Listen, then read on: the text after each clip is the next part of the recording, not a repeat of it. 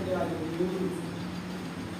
ఆయన ఎందుకనేమో అలాగా కొంతమంది వాడు ఆజాపుని మందిరానికి పులిపెట్టడానికి ఎదురుగా కాళ్ళు చదువుతారు. అంత ధైర్యం. కాళ్ళు నొప్పులు వస్తే, నడు నొప్పి వస్తే కుర్చీలు ఇచ్చిండు దేవుడు, కుర్చీలకు పరిమితం చేశాడు. అంతేకాని దేవుడు సింహాసనం మీద కాళ్ళు చదువుతావా? భయం లేదు, మనుషులకి అవగాహన లేదు, శక్తి ఎండ్రు గర్వం. దేవుడి మందిరంలో నువ్వు ఎలా ఉన్నావు ఒక్కసారి ఎప్పుడైనా ఆలోచించుకోవాలి. దేవుడి మందిరంలో నువ్వు ఎలా పడితే అలా కూర్చోకూడదు. ఒక్కొక్క మందిరం దగ్గరికి వెళ్ళినప్పుడు, ఒక జడ్జిగా తగ్గినప్పుడు నువ్వు ఎలా కూర్చుంటావు, నీ శరీరం సహకరించకపోయినా ఎలా ఉంటావు చెప్పు ఒకసారి. ఎలా ఉంటావు? చాలా తగ్గించుకోవా? పోలీసుల దగ్గరికి వెళ్ళిపోతాను కూర్చుంటావా? నువ్వు ఇష్టం వచ్చినట్టు కూర్చుంటావా? జడ్జి గారి దగ్గరికి ఎలా పడతాను కూర్చుంటావా? ఒక ఎమ్మెల్యే గారి దగ్గరికి ఎలా పడతాను కూర్చుంటావా?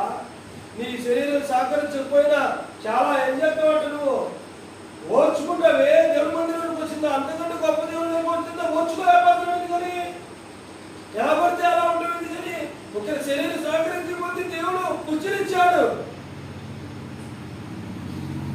అంతేకాని అలా పడితే అలా దేవుడు సంక్షేమం ఉండేది. దేవుడు నీకు మాట అంగీకరించిన కష్టం.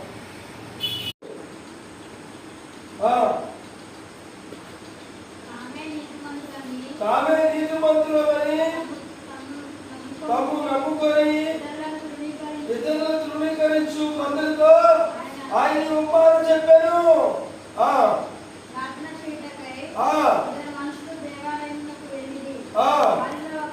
వారిలో ఒకడు పరిసయ్యుడు, ఒకడు సొంకరి.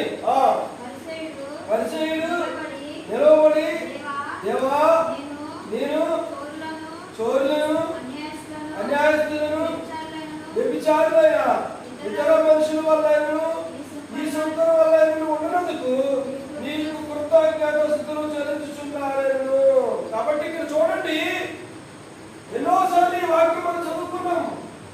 తగ్గింపు అనేది ఎలా ఉంటుందంటే, సోంకరి పరిశీలన గురించి రాయించాడు దేవుడు. ఇద్దరు కలిసి మందిరానికి పోయారు.